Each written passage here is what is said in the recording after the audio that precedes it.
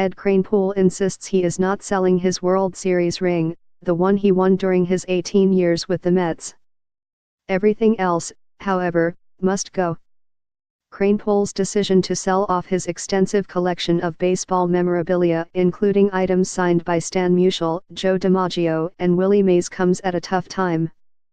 A former first baseman, Kranepool, 73, is confronting serious health issues as well as a continuing rift with the only major league team he ever played for.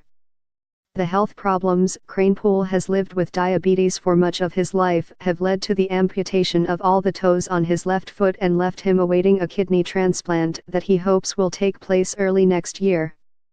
The rift has left Kranepool awaiting a sympathetic phone call from the Mets owners. But amid all the physical pain and disappointment, Kranepool endures, much as he did in carving out a long career in New York as a player with modest abilities.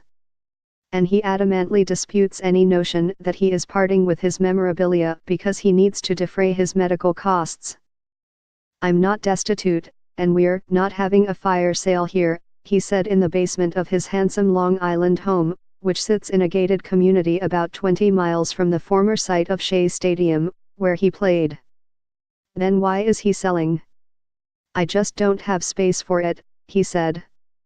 "There's no more space on the walls, and my closets are full. I've given so much away to my kids and grandkids that they can't take any more. So now, I'd rather the fans have it." The fans, at least those of an older generation, remember Kranepool well, even if he will never get near a plaque in Cooperstown. Nearly 40 years after he left the majors, Kranepool still holds the record for most games in a Mets uniform. The record is in no danger of being broken anytime soon. Along the way, he also amassed the most pinch hits in franchise history, 90.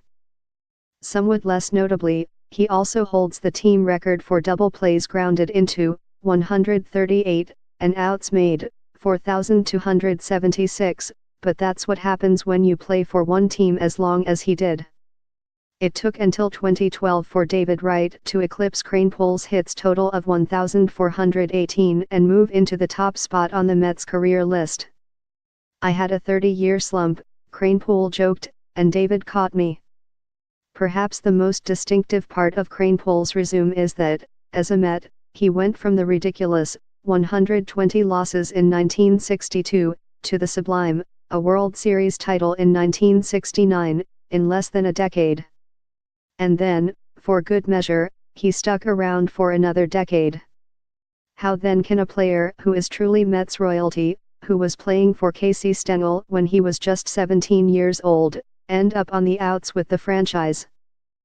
According to Jay Horwitz, the Mets' longtime spokesman, the trouble stems from a remark that Kranepool made perhaps 5 or 6 years ago to Jeff Wilpon, the Mets' chief operating officer and the son of Fred Wilpon, the team's principal owner.